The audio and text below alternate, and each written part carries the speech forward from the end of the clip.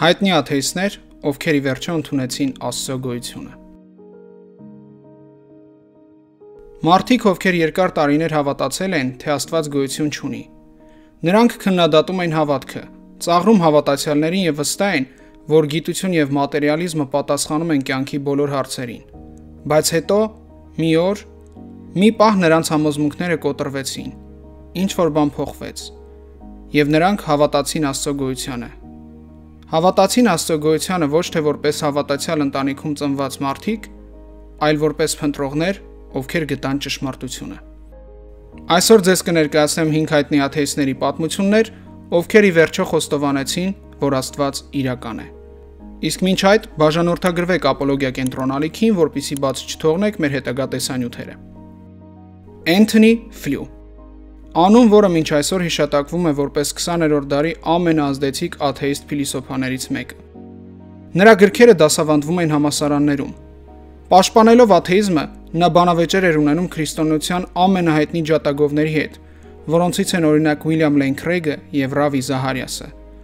Ֆլյուն պնդում էր, որ Աստծո գաղափարը ոչ մի տրամաբանական հիմք չունի եւ պետք է մերժվի իբրև խելացի եւ զարգացած մարդու մտածողությանը հակասող երևույթ։ Բայց կյանքի վերջում նա սկսեց վերանայել իր հայացքները։ Խորը հետազոտություններ կատարելով ԴՆԹ-ի կառուցվածքի, տիեզերքի բարդության եւ բանականության ծագման հարցերում, իր խոսքով նա ստիպված էր ընդունել, որ որոշ բարդ կառուցվածքներ չեն կարող լինել պատահականության արդյունք։ Ֆլյուն ասում էր. «Ես պետք է հետևեմ ապացույցներին, ուր էլ որ նրանք տանեն ինձ»։ Եվ ապացույցները տարան նրան դեպի Աստված։ Նա հայտարարեց. «Ես հավատում եմ Արարչին, ով բանական է։ Ես այլևս աթեիստ չեմ»։ Իր Աստված գոյություն ունի անգլերեն There is a God գրքում նա մանրամասն բացատրեց իր դարձի ճանապարհը։ Նրա խոսքերը ցնցեցին աշխարհը։ Շատերը փորձեցին հակադարձել նրան, պնդելով, որ Ֆլյուն կյանքի վերջին տարիներին պարզապես դիտարկել է, որ կարող է Աստված ամեն դեպքում գոյություն ունի, եւ դրա պատճառով հավատացել է, որպեսզի դժոխք չգնա։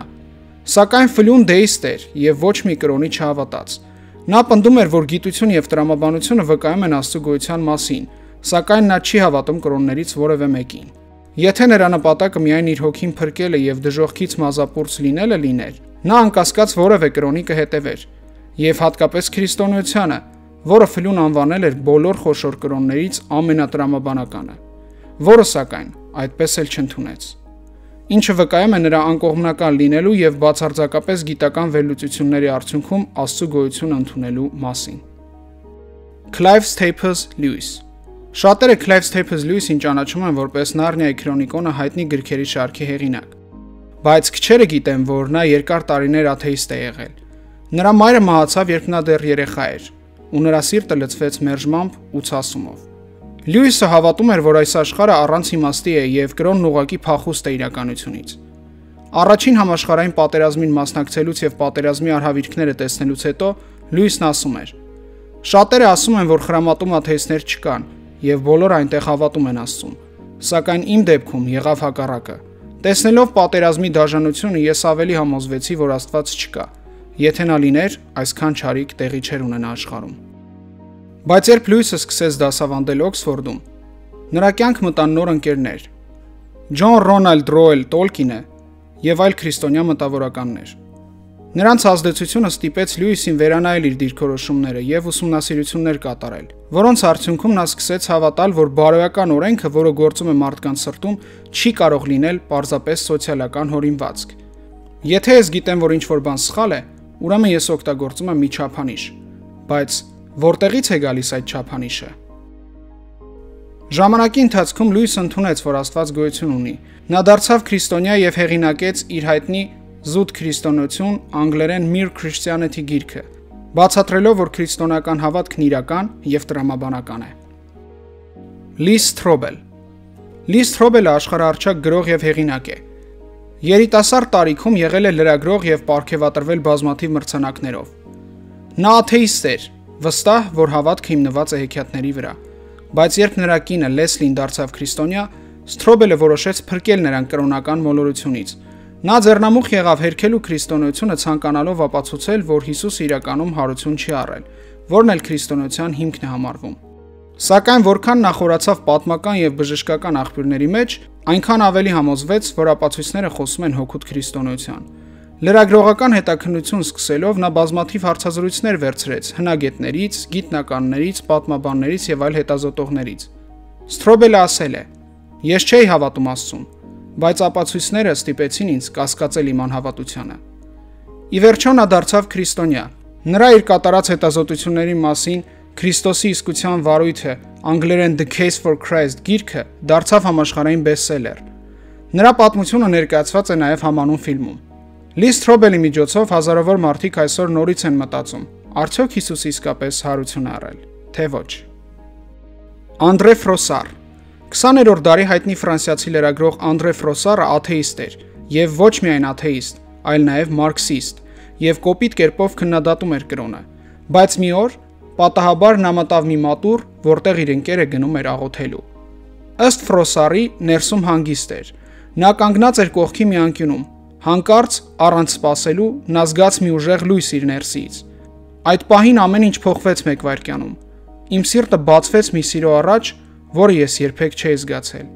Ես չհասկացա ինչ տեղի ունեցավ, բայց ես դուրս եկա որպես մի ուրիշ մարդ։ Ֆրոսարը դարձավ քրիստոնյա առանց որևէ քարոզ լսելու, իր իսկ անձնական փորձառությամբ։ Նրա Աստված գոյություն ունի եւ ես նրան հանդիպել եմ գիրքը դարձավ բեսթսելեր։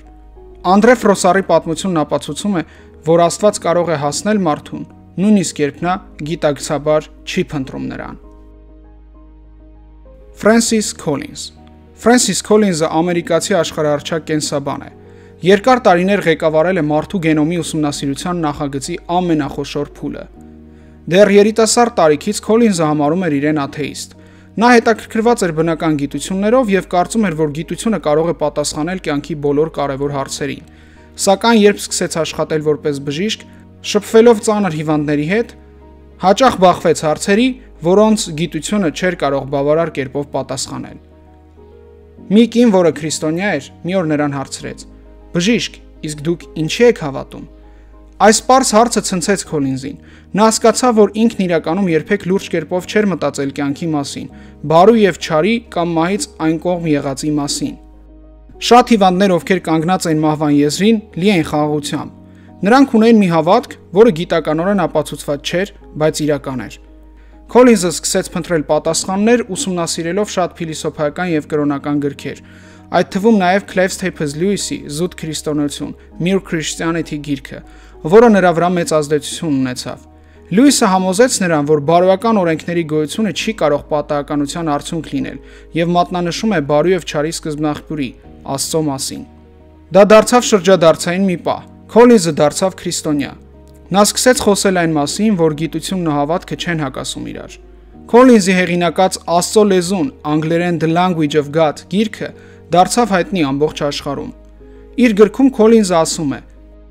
«Ես հասկացա, որ հակասություն չկա Աստծո, քրիստոնեության եւ այն ամենի միջև, ինչը ես որպես գիտնական անում եմ ամեն օր։